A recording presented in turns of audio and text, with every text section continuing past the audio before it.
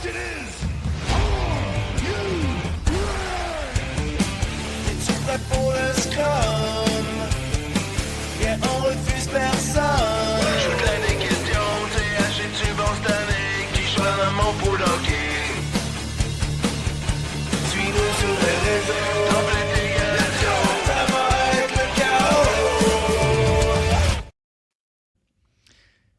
Tu sais, Pascal, en début d'épisode, avant qu'on commence à enregistrer, j'hésitais, bon, quelle toune on met? Tu sais, sous le radar, le scrum. Là, c'est comme un scrum de sous le radar de scrum. Qu'est-ce qu'on met? On y est allé avec la chanson qui nous fait rire.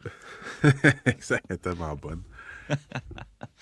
J'avais même pas préparé en plus mes arrière-plans et une introduction, donc c'était très organique, très improvisé, mais très content, par exemple, d'être avec toi, Pascal, pour un nouvel épisode du TSLH Podcast.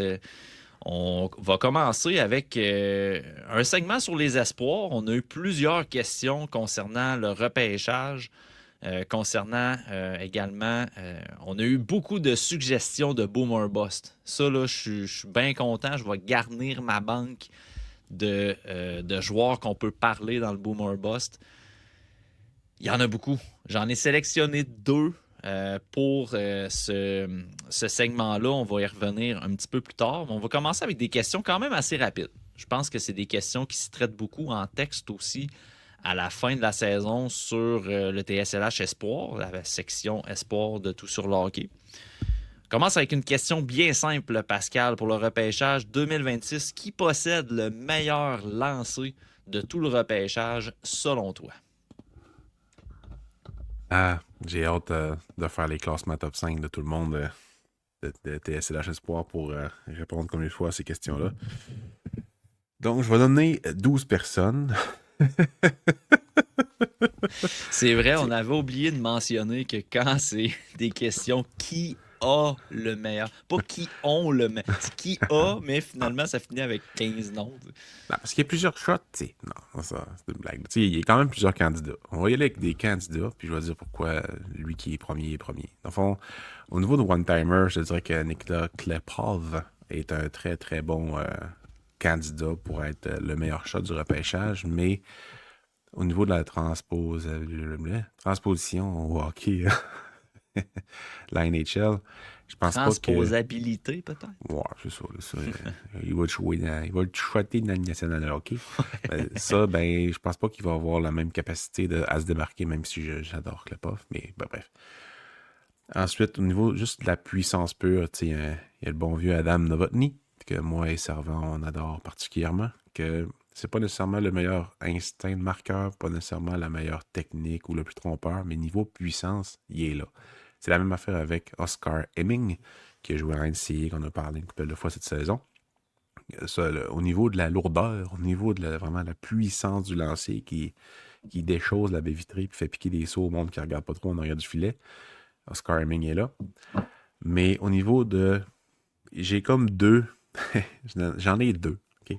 Au niveau de la technique, de l'effet trompeur, au niveau de l'instinct de marqueur, puis de... Le gardien, dans le fond, il a de la misère à vraiment deviner qu'est-ce qu'il va faire, puis qu'il peut te battre plein de sites. J'ai McKenna, Gavin McKenna, évidemment, puis JP Hulbert. Puis je vais y aller avec Hulbert, parce qu'il a genre fini la saison avec plus de 40 buts. Puis toute la saison, malgré le fait que je ne suis pas son plus grand fan, il faut y donner que niveau technique de lancer, niveau puissance, niveau NHL caliber shot, là, il y a vraiment un tir de la nationale de hockey. C'est la même affaire pour McKenna. Mais McKenna, il a marqué, il est bon, mais je trouve plus qu'il va être un fabricant de jeu qu'un marqueur. Puis Hulbert, s'il se rend à la nationale de hockey, j'ai pas l'impression qu'il va être un peu plus un marqueur. Puis au niveau du junior, Hulbert est le meilleur shot de ce repêchage-là, selon moi. Il y a quand même beaucoup de candidats, mais il n'y a pas de Caulfield, mettons, que c'est lui puis personne d'autre. Mais je te dirais que ces deux-là, c'est pas mal dans le top. All right. Puis au passage, on remercie Guillaume Villeneuve pour ses questions rapides-là. Ouais, pour l'épisode au complet. Ouais. Non, il y en a eu plusieurs sur Patreon qui nous ont laissé leurs questions. Fait que c'est bien apprécié. Puis tu sais, Si jamais vous en avez, ceux qui écoutent, qui ne sont pas membres Patreon, écrivez-le en commentaire. Moi, je les prends en note. Puis quand on décide de faire des scrums, dans le fond, notre segment où l'on répond aux questions des auditeurs, j'ai encore ma banque de questions. Donc, ceux qu'on ne répond pas à même le prochain épisode sont toutes notés. On y revient dans d'autres segments. Pascal, on poursuit par le patineur le plus rapide du repêchage 2026. On est quand même, encore une fois, une couple de candidats. Pierce Bouilly, bon, qui est un petit patineur, mais excessivement rapide et agressif, que j'aime particulièrement aussi, qui n'a pas été dans mes top 32, mais qui a tout le temps été un peu sur la fesse. Mais je pense pas qu'il y a l'upside pour être premier rond, mais bon, bref. Adam Novotny, encore une fois, qui est un excellent patineur. Chase Reed, mon petit chouchou de l'année. Un chouchou, c'est pas deuxième. En tout cas, bref, c'est mon boy pareil. Là. Bref, j'adore Chase Reed. Pas parfait, mais très très bon patin fluide, très NHL aussi ready.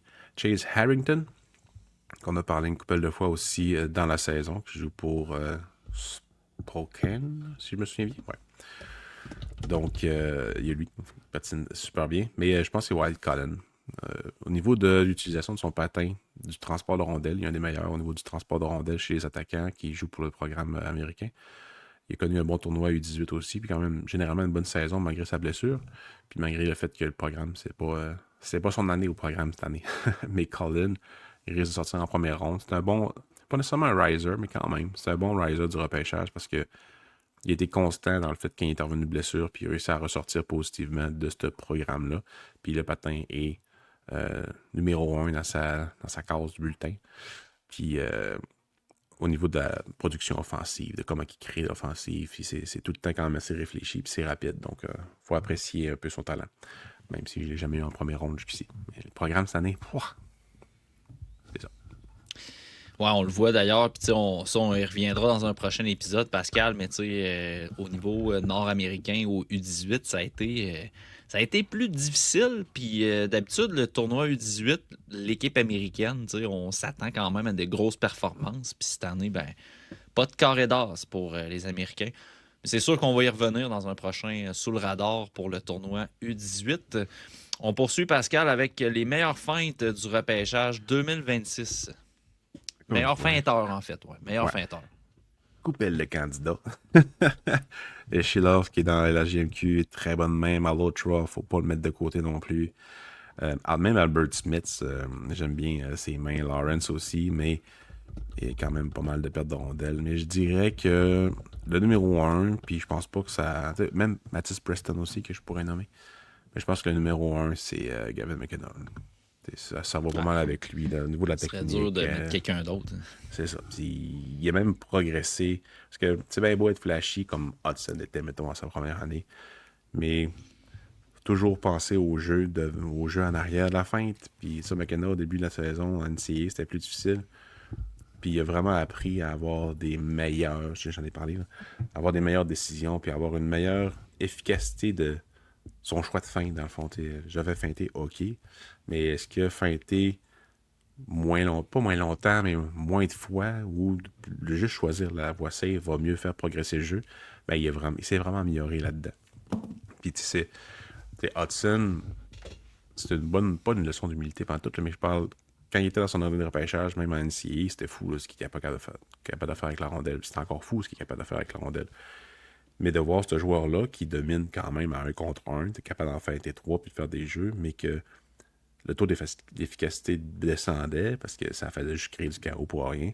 Puis de voir ce gars-là, oui, amener des feintes, mais avoir une exécution vraiment parfaite après la première feinte pour trouver c'est quoi le chemin sécuritaire, c'est une bonne leçon pour les jeunes qui le regardent sûrement jouer à fond parce que c'est rendu un textbook, dans le fond, un modèle pour tout le monde. Là.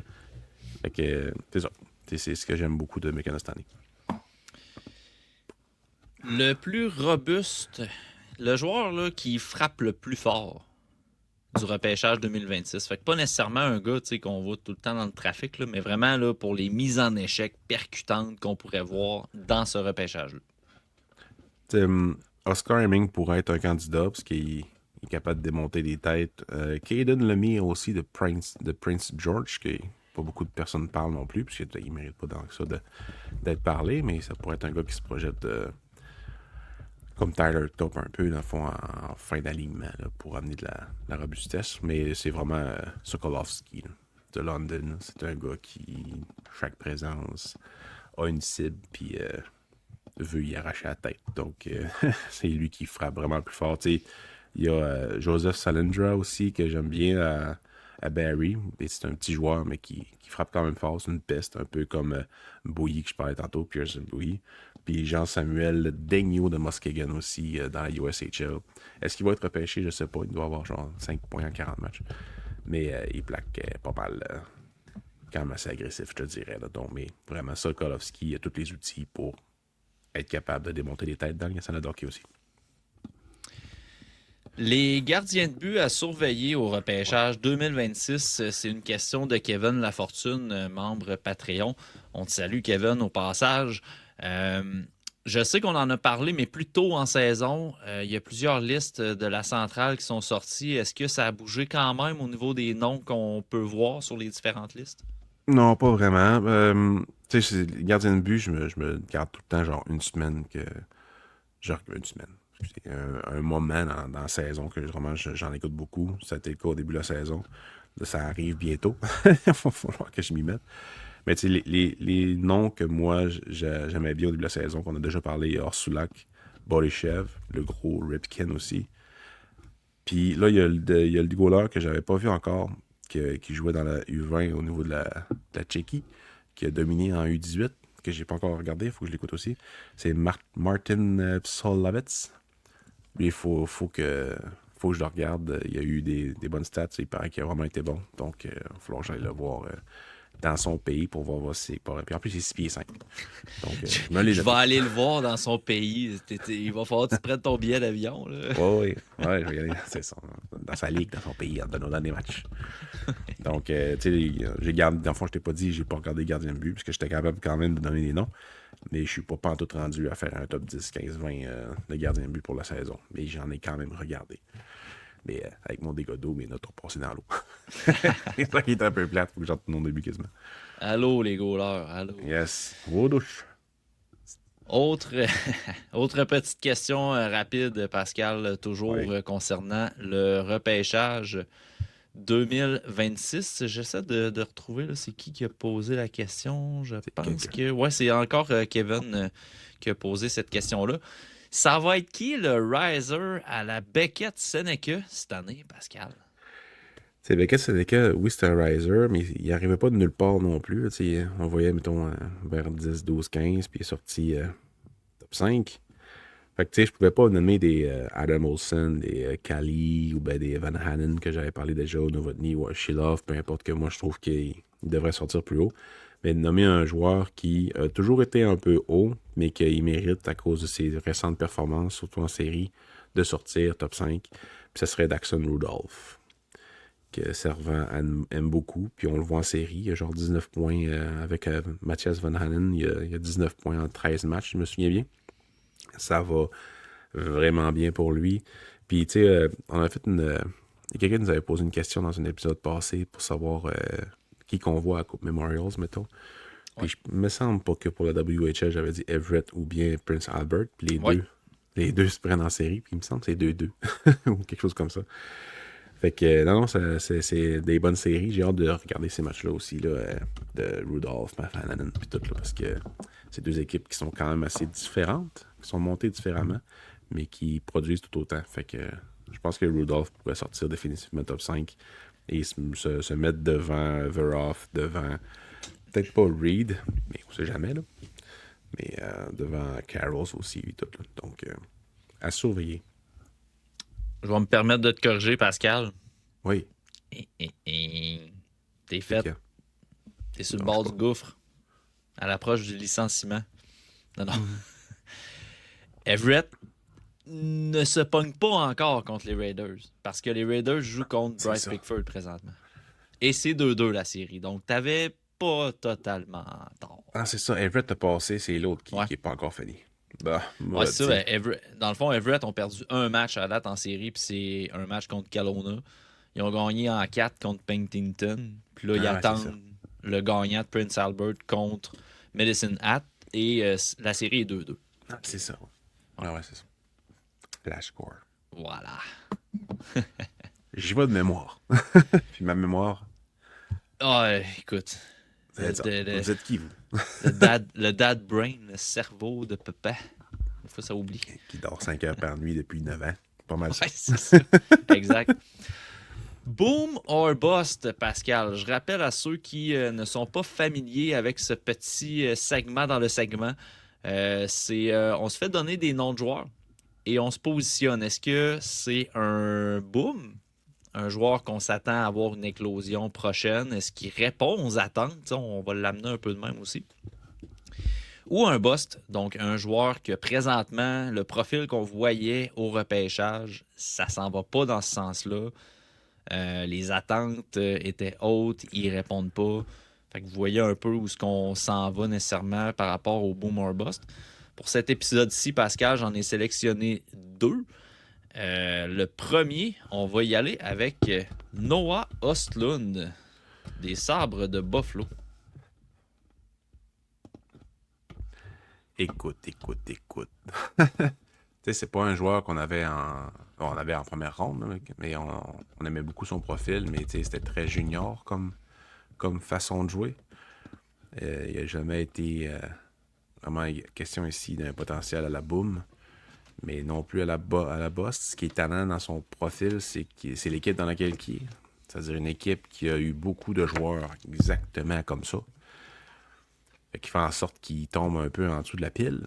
Mais il n'a pas connu une mauvaise saison. Ça demeure un gars qui a beaucoup d'habileté, qui est rapide, qui a des bonnes mains. Mais à Buffalo, puis là, Buffalo s'est découvert une façon de jouer correcte. Donc, il a fait quand même partie de l'équipe et tout, mais je veux qu'il aille ailleurs. Ça, c'est sûr et certain. J'aimerais ça vraiment qu'il aille ailleurs qu'il se fasse échanger dans une autre contrée pour se développer, parce que je pense pas que Buffalo va être capable de l'utiliser à sa juste valeur pour qu'il se développe. Fait que c'est pas un boom, c'est pas un bust. Il vire plus vers le bust s'il reste à Buffalo, mettons. C'est ce que j'aurais à dire, parce qu'il y en a qui l'avaient vraiment en haute estime, qui continuent de bumper, de kicker le tire de Noah Ostlund. Mais le contexte n'est pas bon pour lui. Fait que si le contexte ne change pas, bust. Si le contexte change, il va être un or. Noah Ostlund est rentré dans l'alignement des Sabres après la blessure de Josh Norris. Puis tu le vois en série, là, oui, il y a encore du stuff de junior, pardon. Puis il a été bon en avantage numérique parce qu'il y a de l'espace. Puis les gars de talent en avantage numérique vont toujours un petit peu s'illustrer pareil. Ouais. Mais on le voit avec les performances en série. Si t'es pas efficace à 5 contre 5, ça va être difficile. Puis je fais un parallèle avec Zach Benson. Zach Benson, il a connu sa meilleure saison offensive cette saison en 3 ans. Tout juste 20 ans. Le gars, il a 3 saisons puis il a 20 ans. Mais en série, il a juste un but. T'sais. Puis Zach Benson, à 5 contre 5, ben, il a tout le temps le nez devant le goaler. Il dérange devant le filet. Il s'en va d'un coin. C'est un peu le profil qu'on dressait. D'ailleurs, j'ai un texte qui va sortir, qui va être disponible sur le site à ce sujet. Fait que je rentrerai pas trop dans les détails. J'en parle déjà beaucoup dans le texte. Mais pour revenir à Noah Ostlund, je regarde présentement. Dans le War Room, toute la gang ensemble, on l'avait mis 30e. Simon Saint-Laurent l'avait mis 31 dans son top 32.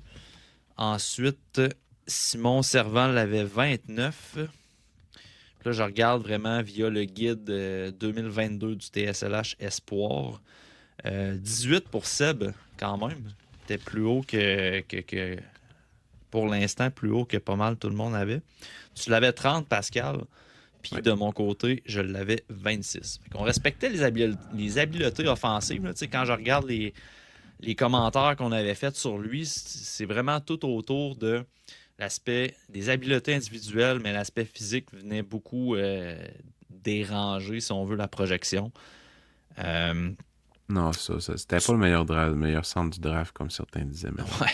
Écoute, je vais reprendre quelques passages du guide 2022. Là, tu mentionnais en fin de citation, je le trouve encore un peu trop junior pour le moment. Il prendra du temps à s'habituer à la Ligue nationale de hockey, mais son potentiel est énorme. Fait que je pense qu'on est encore quand même dans la Ouais. projection pour Puis, tu sais, Noah Slun. c'était un centre, là, c'était un centre naturel. Il va probablement jouer à l'aile. Il a pris quelques mises en jeu, mais il y a genre. En tout cas, c'est pas un très bon gars dans cette mise en jeu. Mais moi, je veux le voir à Minnesota. J'aimerais ça le voir à Vancouver. Surtout à Vancouver, je pense. Ça serait vraiment mieux pour lui qu'il restait là. Fait que c'est charmé. Exact.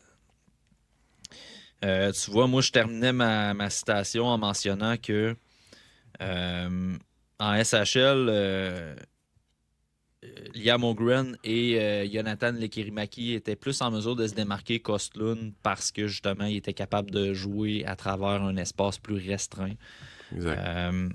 Puis je mentionnais que je le vois comme un bon joueur offensif capable de créer de l'espace pour ses coéquipiers, mais la marge est loin pour jouer chez les professionnels.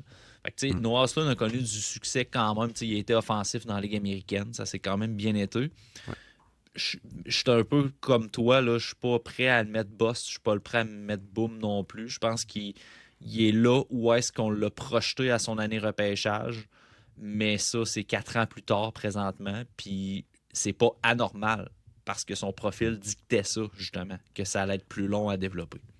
Non, c'est ça. Puis, tu sais, comme je disais, retrouver ses chummies, tu sais, Liam Högren puis le Kelemaki sont tous les deux à Vancouver. Ça ferait quand même pas pire. Puis, il y a un autre chummy aussi qui joue de temps en temps dans la Ligue nationale de hockey, Adam Engstrom, qui joue dans son équipe. Donc, est-ce qu'il pourrait jouer à Montréal? Pars pas la rumeur que ce serait le deuxième centre. Là. Non, mais il y a le profil. Fais-nous pas ça. Il y a le profil pas recherché, par exemple. Mais on le sait, selon Mathias Brunet, que le Canadien l'avait très haut, donc c'est pour ça qu'il l'avait haut sur sa liste. Là. Donc, ouais, le Canadien aime beaucoup Noah Ostlund, puis ça serait probablement un buy low. Fait que ça serait une option, mais c'est pas le profil recherché, vraiment, malheureusement. Parce que le monde l'aimerait, ça, c'est sûr et certain. Yes. Deuxième, Pascal. Puis là, ben, tu sais, nos auditeurs, ils connaissent un peu nos faiblesses, nos péchés mignons, J'espère pas. les joueurs qu'on aime, les joueurs qui soulèvent des discussions tout le temps. On nous a suggéré Bowmore Bust, Shane Wright. Même question que Noah Ostlund, même réponse que Noah Ostlund. C'est pas le bon contexte. Tous les jeunes joueurs à Seattle, c'est pas un bon contexte pour eux autres. Ça me fait un peu. Je pense que ça fait chier pas mal tout le monde. Sérieusement, n'importe qui, là, il n'est pas utilisé à sa juste valeur, puis le monde utilise ça pour y piler sa tête, mais en même temps, on peut pas juste utiliser ça pour le protéger ou bien pour le défendre, parce qu'à un moment donné, il va falloir qu'il s'adapte et qu'il produise plus, tu sais. Fait que, selon son rang de sélection, c'est-à-dire quatrième, il penche plus vers le bust. Mais c'est ben trop tôt, puis je suis pas prêt à dire de ça, parce qu'il faut que je le voie dans un autre contexte ou plus utilisé. C'est même Matthew Beniers, choke. Ouais. Choke, on s'entend là? Ça fonctionne pas, malgré le fait qu'il y a beaucoup d'habiletés, beaucoup de choses qu'il peut faire sur une glace, mais ça lève pas. Là, t'as Berkeley Catton qui arrive, en tout cas, je pense vraiment qu'ils vont prendre un défenseur cette année, là. Mais m'amener, il va falloir qu'ils utilisent le jeune et qu'ils développent le plan. En tout cas, au moins, Ron Francis a sacré son camp. Donc, j'espère que les nouvelles têtes en place, puis que le coach aussi, je ne sais pas s'il va revenir ou s'il va partir, mais je ne serais pas contre un changement de coach. Parce que ça marche pas. Tu peux pas faire jouer Chandler Stephenson autant, puis mettre un gars comme Shane Wright que tu gaspillé une saison pour aller repêcher au 4e rang. Pas gaspillé. Ouais. Pas gaspillé, parce qu'en tout cas, bref, c'est leur premier choix à vie, je pense. Je me souviens bien, Shane Wright en 2022. Ou deuxième? Non, c'est Beniers, le premier choix. Ouais, bref, c'est ça. c'est ça. C'est que, en tout cas, ils ont gaspillé une saison pour aller chercher Shane Wright. Fait que, développe les dons. T'es pas game. Pour le bien de l'exercice, je vais dire que Shane Wright, pour le moment, c'est un bust. Ouais, pour ça le bien s'enligne de vers. l'exercice. Ouais, en Parce 2022. que, oui, parce que faut quand même, tu sais, je rappelle, c'est pour le bien de l'exercice. Ouais, ouais. Faut quand même y aller avec des faits, tu sais. Les attentes étaient super élevées à notre niveau pour Shane Wright et au Oui. niveau de bien des gens. Et Mhm. présentement, il ne répond pas aux attentes. C'est factuel selon les statistiques. Bon, maintenant, il y a beaucoup de contexte à mettre. Son utilisation est pas optimale. Il n'y a pas eu les occasions et les opportunités pour devenir ce qu'on pense qu'il pourrait devenir. Puis encore là, tu sais, ce qu'il peut devenir, puis ce qu'on a projeté, peut-être que ça arrivera jamais. Tu sais, il Ouais. faut rester réaliste pareil. Euh, je vous partage quelques observations qu'on avait notées dans le guide 2022, toujours, concernant Shane Wright. Pascal, tu mentionnais, ce n'est pas un McDavid ou un Austin Matthews, mais Shane Wright va, selon moi, être un premier centre. Je pense qu'une une comparaison de profil avec Nick Suzuki, parce que je pense qu'on peut se permettre maintenant, désormais, on peut se permettre de prendre Nick Suzuki comme un très bon comparatif pour un centre responsable, pas Il paraît. flashy, mais qui est capable d'être un numéro 1 dans la Ligue nationale. Je pense qu'au niveau du profil, présentement, je vous l'avoue, je ne suis même plus à me dire que Shane Wright va faire 90-100 points comme Nick Ah. Suzuki. Là. Au niveau de la projection, je ne suis même plus là. C'était ça à son année repêchage, mais présentement, je ne suis plus là du tout. Je pense que le profil pourrait s'apparenter quand même. Un 30-30 spécialisé dans des unités spéciales. C'est pas mal. S'il atteint ça, ça serait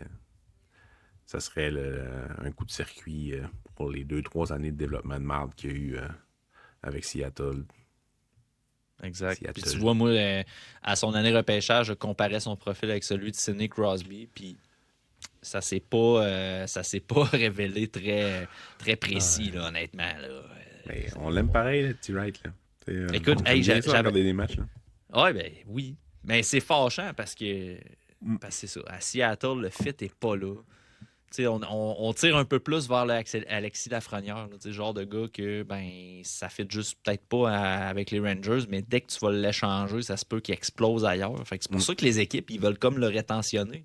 Ils veulent rétentionner Shane Wright, ils veulent garder Alexis Lafrenière de peur que ça explose ailleurs. Mais si tu as peur qu'il explose ailleurs, calvaire, organise-toi pour qu'il explose chez vous, là. Ouais, c'est ça. Ouais, exactement. C'est comme. En tout cas, au pire, échanger contre Lafrenière, sacrément.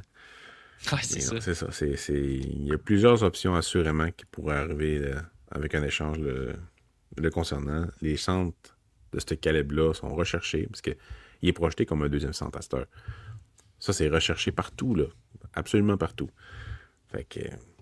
Il y a sûrement preneur quelque part, à quand même gros prix. Fait que. On verra bien. Je vous gâte, auditeurs du TSLH Podcast. Wouhou, yeah. J'en fais un troisième, Pascal. Parce que je me suis littéralement trompé. J'avais noté un autre gars, puis j'ai écrit Je sais. Shane Wright. On a C'est pour ça parlé que de Shane j'ai Wright. piqué un saut que j'ai vu ça. Ouais. Mais écoute, on va se gâter, mais c'est parce que ce nom-là, je voulais qu'on en parle aujourd'hui parce qu'il a fait parler de lui un petit peu ces derniers temps, comme d'habitude. La misinformation. Boom Boss, Matvei Mishkov. Puis entre-temps, Pascal, on a eu une question de Simon Limoges sur Patreon. Tu sais, ce qui a été dit dans les derniers jours. Est-ce que, bon, c'est quoi notre ressenti par rapport à ça?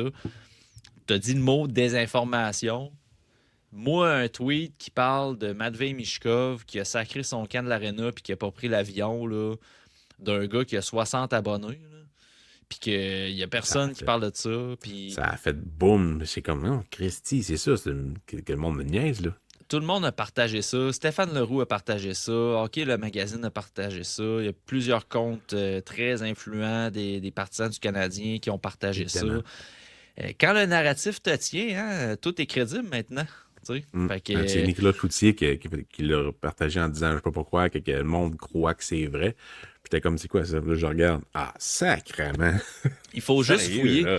Pour vrai, il faut juste fouiller un petit peu, là, puis juste regarder les commentaires. Puis les gens, ils étaient assez cinglants par rapport à cette personne qui a partagé le tweet, tu sais, puis il ressortait des vieux tweets qu'il avait fait, puis ça avait aucun sens, ça avait pas rapport, puis c'est jamais arrivé. Fait que, tu sais, à un moment donné, là, ben bref.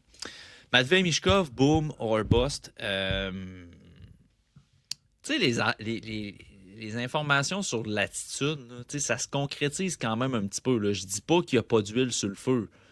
C'est pas parce que l'information qu'il n'a pas pris l'avion est peut-être pas véridique qu'il ne s'est pas passé quelque chose. Il a quand même décidé de ne pas prendre part à la période d'échauffement le jour où ce qui a été mis de côté en série.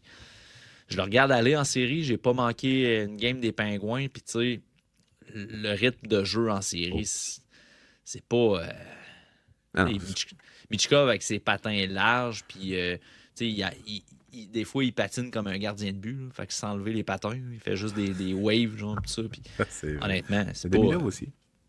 Ouais, mais Demidov est plus mobile en le faisant ça. Là. Michkov est moins... Mais tu sais, tu peux pas... Moi, je suis plus vers boom. Là. Je pense que Michkov, ça va boomer là, à un moment donné. Là. Ouais, Je me situe encore dans le milieu. Je trouve pas que c'est un boss, là, Matvei Michkov. Là. Peut-être que oui, il répond pas nécessairement aux attentes qu'on avait placées au repêchage. Mais je veux dire, c'est une question de temps. Là. Il n'a pas connu une mauvaise saison. Là. Puis là, il a pris du poids, il est rendu gros. Hey, les fans du Canadien ont fait des montages Snapchat avec les filtres qui le grossissent, puis ça va être drôle. Hey, yeah. Mais tu sais, le gars, il a été blessé à la cheville. Ça a été dit de maintes et maintes fois par les journalistes de Philadelphie, comme quoi il est arrivé au camp off-shape, pas en forme, parce qu'il ne s'est pas entraîné de l'été parce qu'il était blessé à la cheville. Fait que, oui, son début de saison, il a ralenti, mais il a connu une très bonne fin de saison. Là, en série, on voit qu'il y a certains enjeux au niveau de l'explosivité et tout. Mais je veux dire, ça va se corriger avec le temps. Là. Oui, Porter Martin, il a plus de succès à son arrivée. C'est correct, là. Mais ça enlève absolument rien à Matvei Michkov là, dans ce temps-là. C'est ça. Non, c'est ça. La seule personne qui a la réponse à ça, c'est Michkov. Au niveau du sérieux de l'entraînement, il faut falloir qu'il connaisse une astuce de bonne été. Là. Ça, on va se le dire. Ce qu'il a perdu comme temps l'année passée, il faut qu'il le recouvre là. Puis on verra bien l'année prochaine. Mais non, il n'y a pas de réponse à cette question-là qui va finir par bust pour moi pour le moment. Le contexte est peut-être encore pas super bon pour lui avec Rick Tocchet, mais m'amener, si t'es le joueur que tu penses que tu es, mais il est fort. Puis moi, je doute pas de ce joueur-là. Là. Il y a trop de talent pour que ça chine en pelle. On verra bien ce que ça va donner, mais non. Je vois pas de bust là-dedans, mais est-ce qu'il faut qu'il soit cassé? Peut-être. Peut-être un petit peu. Mais, tu sais, c'est fou pareil.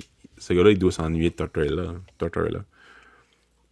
À cause de Tocchet, qui, en tout cas, Tocchet lui la misère, là. Donc, je lui souhaite une bonne troisième saison l'année prochaine. En tout cas, il va une bonne deuxième ronde. On va commencer par la deuxième ronde.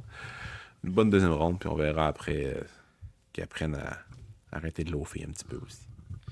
Matvei Michkov, dans le guide 2023 du TSLH Espoir, Pascal, tu écrivais ceci, puis je trouve ça franchement intéressant. Dans les... je vais commencer la phrase d'avant.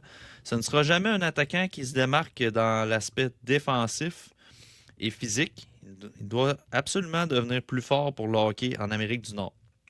Point 1. Gagner de la masse musculaire. Ouais. C'est bon pour les séries, ça. Deuxième phrase. Dans les prochaines années, Matvei Michkov va assurément travailler sur sa vitesse et son rythme de jeu. La défensive ne sera jamais dans ses cordes, mais je suis certain qu'il va y travailler aussi. On est encore là-dedans quand même. Oui. Puis c'est normal. Ça fait c'est 3 ans. tout à fait normal. Ça fait pas encore 3 ans qu'il a été repêché, en fait. Ça fait 2 saisons. Fait qu'il m'a amené au... Oui, il laissait le temps un peu. En plus, les Flyers, c'est pas une organisation on peut avoir confiance en ce moment. Là, ça va bien, c'est en série. Ils ont passé en première ronde, mais tu sais, c'est... Au moins, l'année passée, ils sont écrasés. Là, ils sont levés en fin de saison.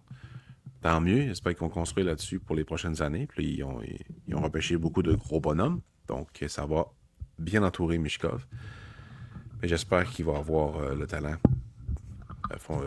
Du talent qui va l'entourer pour jouer à la hauteur de son talent. Je vais arrêter de dire le mot talent. Mais c'est ça, il y a quand même quelque chose de plus à donner aussi à ce niveau-là. Là. Très le fun d'avoir le guide papier. C'est le premier épisode que je m'en sers, là, mais c'est le fun Non, d'avoir. ça arrive de temps en temps là, que tu le sors. Ouais, mais Je vais avoir mon sous-sol. Je pourrais c'est le fun. mes imprimer éventuellement. Si on avait du budget, là, on en imprimerait pas mal. Ouais. Hey Pascal, merci pour tes observations et discussions pour les Boomer Boss. Je vous rappelle toutes les questions qui ont été posées, ceux qu'on n'a pas répondu, je les note. N'hésitez pas à nous partager vos questions en commentaire, vos suggestions de Boomer Boss. On a une bonne liste qui est en train de se construire. Fait qu'on va garder toujours ça pour le segment Sous le radar.